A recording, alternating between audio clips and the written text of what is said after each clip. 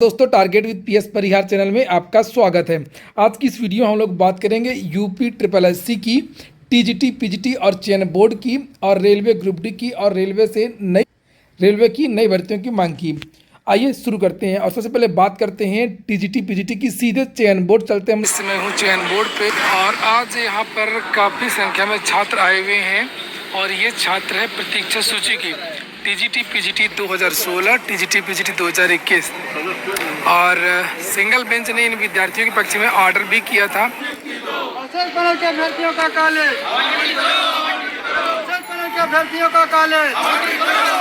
हम लोग सचिव जी से मुलाकात किए हैं और उनसे हम लोग 21 के और 16 के अवशेष पैनल के अभ्यर्थी हैं। अच्छा। उन्होंने आश्वस्त किया है कि पैनल सॉफ्टवेयर आपका लगभग तैयार है, टेस्टिंग मोड में है। अच्छा। ये उन्होंने कहा है, लेकिन हम लोगों ने कहा कि सर अगर टेस्टिंग मोड में है और अगर आप करना ही चाहते हैं तो फिर आप डबल बेंच में क्यों अपील किए हुए हैं, उसको वापस ले लीजिए। सरकार नहीं, ये हमारा अधिकार है। हम डबल बेंच में अपील किए हुए हैं और हम इसको लड़ेंगे। अच्छा। बाकी उसके आदेश की और 31 जनवरी तक का इन्होंने कहा है कि 31 जनवरी तक हम आप लोगों का विद्यालय आवंटित कर दें, 2016 वालों को। 2016 वालों का। अच्छा। और इसी के एक हफ्ते के अंदर या 5 दिन के अंदर, 3 दिन के अंदर जो भी है, उन्होंने कहा है कि 2021 का भी विद्यालय हम आवंटित कर देंगे। अच्छा। ये बात हुई है सचिव महोदय। अच्छा। सचिव जी को हम लोग ये भी बताए कि जो है क्या कहते हैं, इसके पहले आराधना शुक्ला जी ने पत्र लिखा था, जयशंकर दुबे जी ने पत्र लिखा था और कोर्ट का एकल बेंच का आदेश भी आया। और तो क्यों इसमें डिले किया जा रहा है? तो उन्होंने कहा है कि जो सॉफ्टवेयर हम तैयार करा रहे हैं उसको जो है उसमें थोड़ा सा बनने में जो है समय लग रहा है, क्योंकि टेस्टिंग हो रही है। और टेस्टिंग अगर हम सही ढंग से नहीं कराएंगे तो उसमें कुछ खामियां आ जाएंगी। जब कॉलेज अलॉटमेंट करेंगे तो उस समस्याओं को दूर करने में जो है कुछ समय लग रहा है। और जहाँ तक हम प्रयास ये करेंगे 31 जनवरी तक जो है 2016 वालों को विद्यालय अलॉटमेंट कर देंगे और इसके बाद 2021 वालों को विद्यालय अलॉटमेंट करेंगे और जो फिर पद बचेंगे फिर से हम जो है उसको जो है अच्छा कंटिन्यू करेंगे। हाँ, कंटिन्यू जब तक पद न भर जाए हमें सभी पद भरना है। अच्छा। हाँ। क्या नाम है आपका? धर्मेंद्र पांडे, धर्मेंद्र ललित तिवारी। तो ये सुन रहे थे आप लोग छात्रों को, और मैं खुद आज चयन बोर्ड में था और इन विद्यार्थियों को आश्वासन दिया गया है 2016 वालों को पहले दी जाएगी नियुक्ति और उसके बाद में 21 को। आज ये वार्ता हुई, वार्ता के सार मैंने बताया है। नियुक्ति मिलती है या नहीं मिलती है ये एक अलग विषय है। वहीं पर बहुत सारे विद्यार्थी इंतजार कर रहे होंगे कि शायद कुछ आयोग सदस्य के बारे में कुछ जानकारी, तो आयोग के पास सदस्यों को लेकर कोई जानकारी नहीं है और ये सरकारी कर्मचारी हैं, ये इस तरीके से कुछ भी नहीं बता सकते हैं।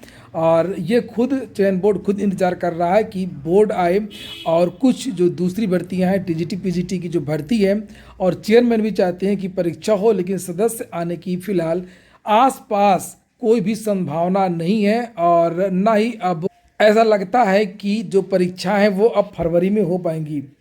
अब ये जो परीक्षाएं टीजीटी पीजीटी 2022 वाली, पूरी संभावना है कि अब ये परीक्षाएं अब जून या जुलाई में ही हो दीजिएगा सर कि तीन आदेश हम लोगों के पास है। सिंगल बेंच का आदेश 11/5 जो नियमावली है बोर्ड की, वो भी स्पष्ट कह रही है कि आप काउंसलिंग करके बच्चों की विद्यालय अलॉटमेंट करें। और एसीएस आराधना शुक्ला और विशेष सचिव जयशंकर दुबे का लेटर भी चयन बोर्ड के पास आ चुका है। लेकिन अब चयन बोर्ड ने क्यों नहीं किया और क्यों डबल बेंच गया, ये यही बता सकते हैं। इनका अड़ियल रवैया शुरू से रहा है। इस मामले में मैं ये कहूँगा कि ये अभ्यर्थियों के पक्ष में कभी नहीं रहे हैं, ज्यादातर स्पष्ट तौर पर रहा है। अब ये हम लोगों की मजबूरी है कि हम लोग को ये 1.5-2 साल से दौड़ा रहे हैं और हम लोग परेशान है। दूर के बच्चे आए, यहीं पे आप लोग कई बार धरना प्रदर्शन किए हैं, कम से कम 1 साल से। और ये इन विद्यार्थियों का ये पत्र है जो आज दिया गया है और जो वार्ता हुई है नवल किशोर जी से। अब हम लोग बात करेंगे यूपी ट्रिपल एससी की, जहां पर आज विद्यार्थी गए। यूपी ट्रिपल एससी में आज विभिन्न भर्तियों के छात्र गए थे। जूनियर असिस्टेंट के बारे में तो मैंने आपको जानकारी पहले ही दे दी थी कि जूनियर असिस्टेंट के जो विद्यार्थियों से ये कहा गया है कि जो 2016 के छात्र थे कि उनकी जो ज्वाइनिंग है वो 31 तारीख डेट बताई गई है कि 31 के पहले उनको विभाग आवंटन दे दिया जाएगा और ये आश्वासन दिया गया है। और आज जो अन्य भर्तियों के छात्र थे उनमें से जूनियर इंजीनियर के भी थे और ज़्यादातर एएसओ के थे। तो एएसओ के 3 छात्रों को अंदर बुलाया गया था, जिसमें से एक सीमा पाल और एक क्षितिज और एक और छात्र थे जिनका नवल मिश्रा। तो इन छात्रों को बुलाया गया और इनसे बातचीत हुई। इन छात्रों को ये आश्वासन दिया गया कि इन विद्यार्थियों का जो परिणाम है अब 15 जनवरी तक हर हाल में जारी कर दिया जाएगा और फरवरी में इन छात्रों की टीवी हो जाएगी। मार्च में इन छात्रों का अंतिम परिणाम जारी कर दिया जाएगा। पहले विद्यार्थियों ने कहा कि सर आपने तो पहले कहा था कि हम 15 दिसंबर तक जारी कर देंगे, लेकिन आपने दिसंबर तक परिणाम जारी नहीं किया। तो उन्होंने कहा कि प्राथमिकता 2 भर्तियों को लेकर थी, एक तो यूडीए एलडीए और लोअर, इसकी वजह से थोड़ा देरी हुई है। और जो जेई के विद्यार्थी भी जो धरना प्रदर्शन कर रहे हैं, थोड़ा सा ये भी मामला आ गया है। तो पहले जेई का परिणाम जारी करेंगे और जेई के तुरंत बाद एएसओ का। तो जेई और एएसओ दोनों पर काम चल रहा है और पहले जेई का आएगा, उसके बाद में तुरंत एएसओ का 15 तारीख के पहले आपका जो परिणाम है 15 जनवरी तक आपका जो परिणाम है वो जारी हो सकता है।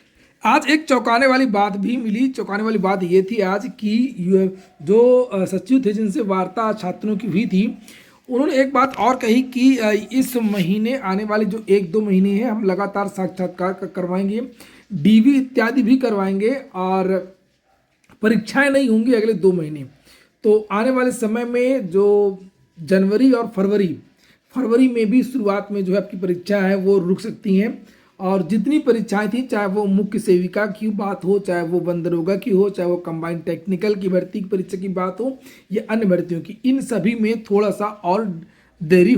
शुरुआत इन्हीं 3 परीक्षाओं से होगी, मुख्य सेविका, वन दरोगा और कंबाइंड टेक्निकल की जो भर्ती थी पुरानी। बात करते हैं यूपी ट्रिपल एससी की नई भर्ती की। तो यहाँ पर ये आप देख सकते हैं, ये 19 दिसंबर से ये आवेदन है। आज से ये आवेदन आज से शुरू हो गए। इसको मैं क्लिक करता हूँ भर्ती के बारे में। 19 तारीख यानी आज से इस भर्ती के जो आवेदन है ये शुरू होंगे और 15 जनवरी इसकी लास्ट डेट है। विज्ञापन संख्या 09 एग्जाम 2022 ये है और इसको हम लोग क्लिक कर, और ये जो नोटिफिकेशन है इसकी जो आवेदन वो आज से शुरू हो गए 19 तारीख से। और ये देखिए इसमें बहुत सारी डिटेल्स आपको देखने को मिल जाएगी। ये देखिए, और आवेदन सबमिट करने की लास्ट डेट है 8 तारीख और शुल्क समायोजन और आवेदन में संशोधन की अंतिम तिथि 15 जनवरी। इस भर्ती का जो नाम है वो है कनिष्ठ सहायक। जूनियर असिस्टेंट की एक और भर्ती थी लगभग 1250 पदों की, उसकी लास्ट डेट समाप्त हो चुकी है। और एक और भर्ती थी दूसरी 62 पदों के लिए। ये जो विज्ञापन है वो आज, ये जो आवेदन है ये आज से शुरू हो गए। हालांकि यूपी ट्रिपल एससी ने इसके बारे में आप लोगों को पहले ही जानकारी दे दी थी, लेकिन बहुत सारे विद्यार्थी भूल गए होंगे कि इसकी आवेदन की जो तिथि है वो कौन सी है। तो आवेदन तिथि इसकी आज है और आज से ही जो ये लिंक है वो एक्टिवेट हो गई है। आप लोग जाकर के अभी तुरंत इसके लिए आवेदन कर सकते हैं। सभी पीईटी पास विद्यार्थी इसके लिए आवेदन कर सकेंगे। काफ़ी अच्छा विभाग होता है ये, अवस्थापना एवं औद्योगिक विकास विभाग उत्तर प्रदेश की भर्ती। केवल एक ही विभाग इसमें, और जो पिछली भर्ती थी उसमें विभिन्न विभाग थे। इसमें थोड़ा सा बदलाव किया गया। इसकी योग्यता आप लोग देख सकते हैं, इसमें अनिवार्य अर्हता यहाँ पर लिखा हुआ है कि इंटरमीडिएट होना चाहिए। साथ में 30 शब्द प्रति मिनट इसमें हिंदी का ज्ञान मांगा गया है। वैसे होता क्या है कि 25 हिंदी मांगा जाती है और 30 आपकी अंग्रेजी मांगी जाती है। तो इसमें 30 शब्द प्रति मिनट हिंदी का ज्ञान और CCC का प्रमाण पत्र ये विद्यार्थियों से अपेक्षा की गई है।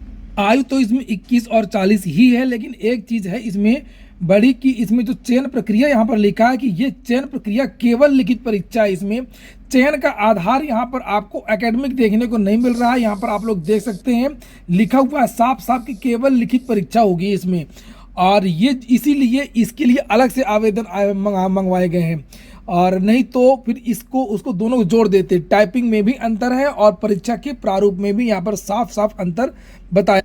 केवल लिखित परीक्षा के आधार पर यह भर्ती होगी और इसमें साक्षात्कार नहीं है, बंद कर दिया गया है। इसके लिए ये जो भर्ती है ये उत्तर प्रदेश औद्योगिक विकास प्राधिकरण केंद्रीय सेवा नियमावली 2018 के अनुसार की जा रही है। इसीलिए ये बदलाव इसमें दिखाई दे रहा है। आप लोग सिलेबस क्या होगा इसके बारे में बाद में जानकारी दी। पीईटी पास 15 गुना, अभी तो सभी विद्यार्थी आवेदन कर सकते हैं लिखा हुआ है।